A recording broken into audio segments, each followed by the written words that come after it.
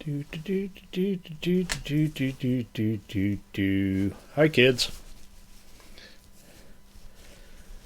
I've been sick. I still got kind of a runny nose and a cough. Can't seem to shake this cough. So tonight, I'm gonna soak it from the inside with this perfect Manhattan.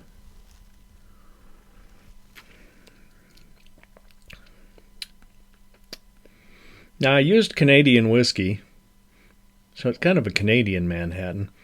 By perfect Manhattan, I mean half sweet vermouth, half dry vermouth. And it's actually pretty good if you want something that's a little less sweet.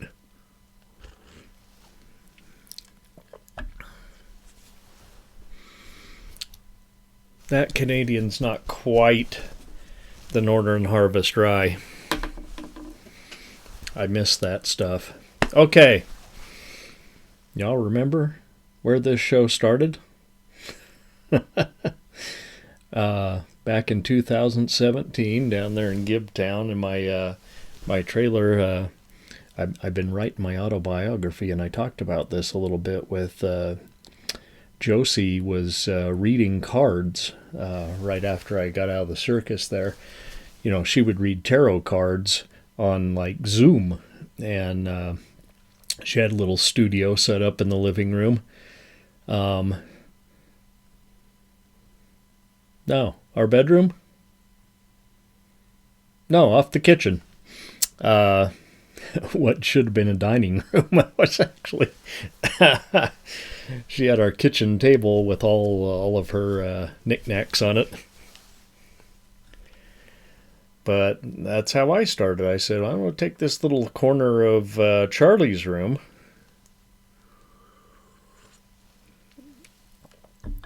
I'll sit at his desk and make this show. And Charlie sleep with his mama, and I would record the show on Sunday night. So, well, the boss has informed me that he can't put any more money into this show. And yeah, I don't have any money. Percival's on strike. He's not wanting to play unless there's compensation. I got hair in my mouth. So yeah, we've kind of come full circle, you know, with Percival, like, came back, like, completely different than he went under the house, and, like, has been, like, a fantastic part of the show.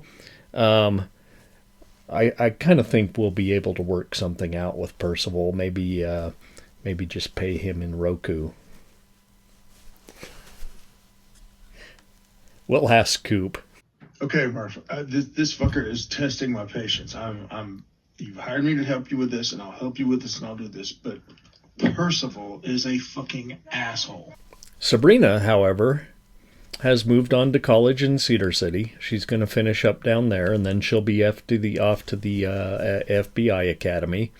Well, she's kind of worried about, you know, with all this nonsense with Harold, and I'll be sure to write about Harold in my book. With all this nonsense about Harold and her mom's alleged involvement, you know, like, is Sabrina's mom going to get deported to Iran? Now's not a very good time to get deported to Iran. Anyway, welcome back to the Late Night Picture Show with Murph the Clown and nobody else tonight.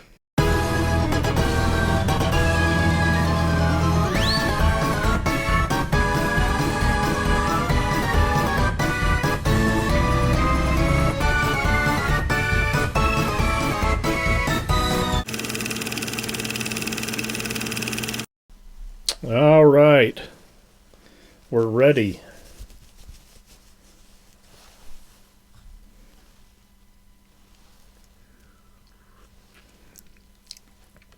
Cheers.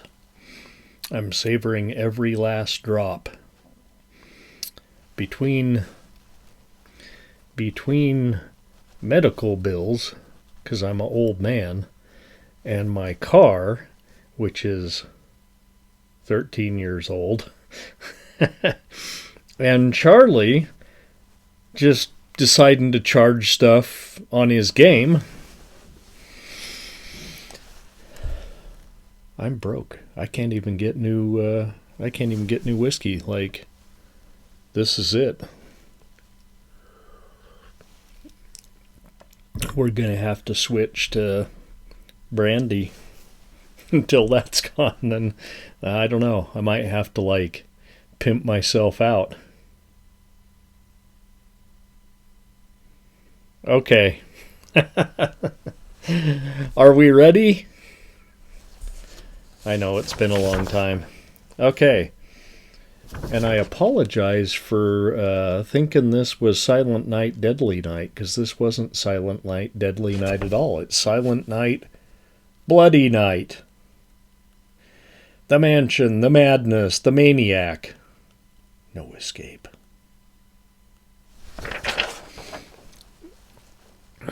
Well, this is a DVD cover. I couldn't find a decent poster. And even this is pretty blurry. Can you see that? Actually looks pretty good on camera.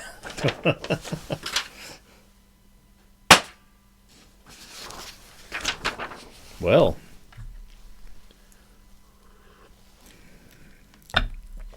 Okay.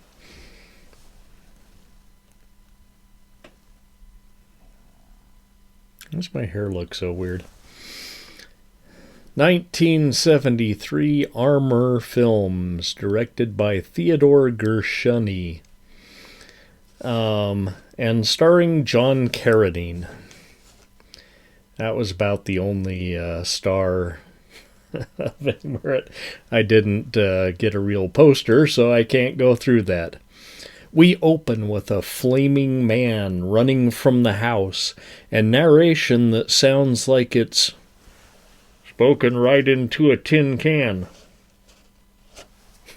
Makeup on my glove. This was Christmas 1950, and after the opening credits, we are back to the present day where a madman is on the loose. The old Butler place is up for sale, and the seller's lawyer is up from the city to close the deal. I don't recall seeing any buyers, but the local townsfolk, or the lawyer is warned by the local townsfolk that the Butler place is it's no good, man. You got to stay away from there. He doesn't care. After checking in with his wife via phone, he and his girlfriend retreat to the house. Yeah.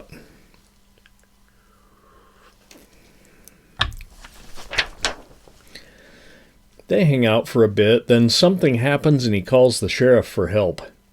The sheriff tells the town operator that he is going to check things out.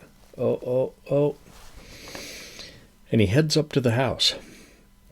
As this is happening, Jeffrey Butler approaches our heroine, who holds him at gunpoint until she is satisfied with his story. One by one, select town residents are lured to the house by mysterious telephone calls. The operator, a guy named Toman, that's John Carradine, and each seems to meet their fate. As Jeffrey and the girl return home, we enter a flashback, narrated by Jeffrey's grandfather, said guy on fire from the opening credits. You got it? Try to keep up now. He explains how he built the house, his unholy union with his own daughter.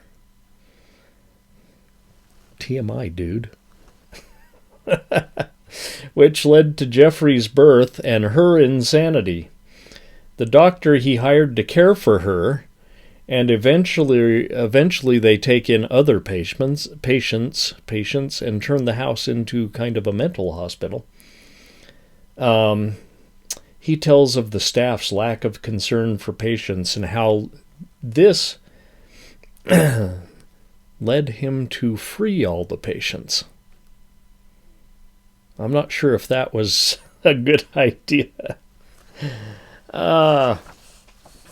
An unfortunate mistake as the loonies kill his beloved daughter. Back in the present, Jeffrey is confronted by the girl's father, our heroine, not his daughter, and a standoff, a Mexican standoff ensues. Our heroine runs first to her father, and then to Jeffrey. Yeah, I think she's kind of developed a sweet spot for Jeffrey. Wouldn't you know it? She's starting to dig him. Okay. Well, then Grandpa appears. Not so dead after all, it turns out.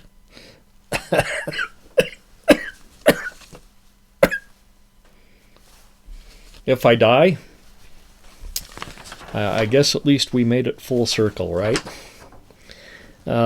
We got us a revenge tale. You'll see when you watch it. Okay. It's not bad. Especially considering the ultra low budgeted filming and even more so sound.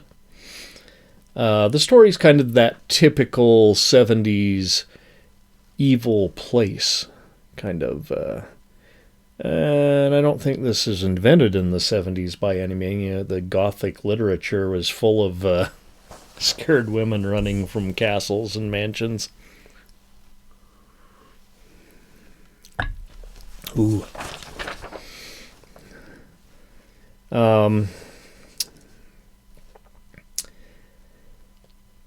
Typical 70s evil place fodder, I wrote here, and way too confusing. I had to rewatch spots several times to see if, did I miss something here? What's going on? And it turns out I didn't miss anything. I just don't know what the fuck is going on in this movie. So, 2. It's a 2-ring circus tonight on the Late Night Picture Show. Aren't you glad we got rid of those balloons?